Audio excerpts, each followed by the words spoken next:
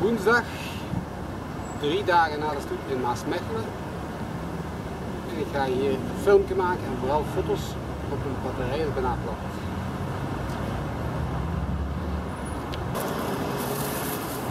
Ik ben de parking nog niet af.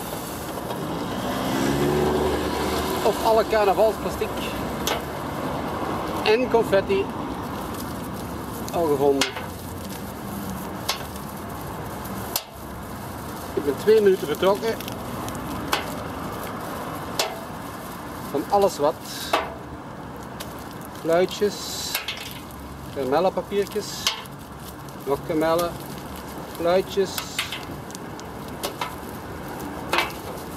en mooie slingers.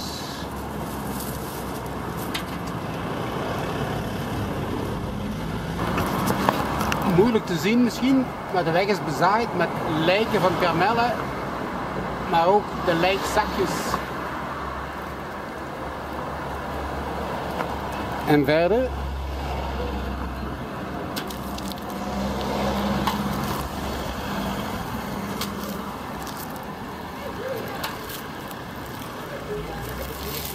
slingers, plastieke confetti, snoep. 20 meter van de hoofdweg af en met de wind naar hier meegevoerd. Hopen plastieke confetti. Dat is toch waanzinnig. De oceanen raken vol met plastic. Onze mosselen zitten vol met plastic.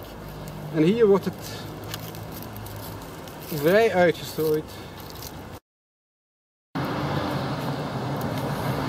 En we gaan nog een putje overtrekken hier in Maasmechelen.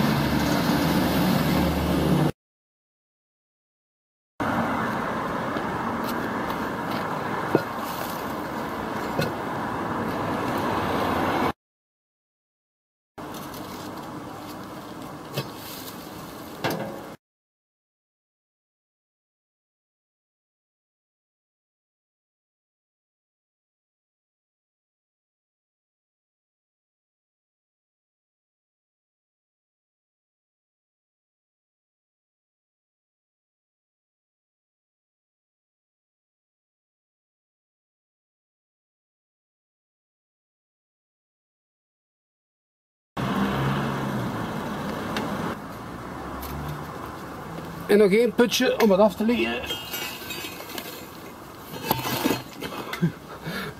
Speciaal systeem.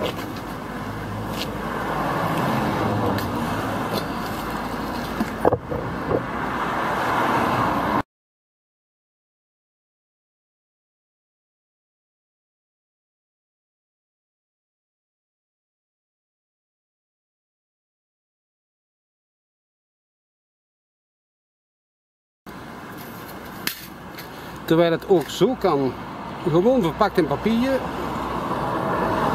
Over 2 weken schiet er niks meer van over.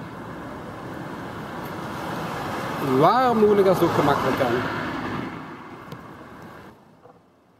En dit wordt echt mijn laatste putje, want het is niet meer plezant.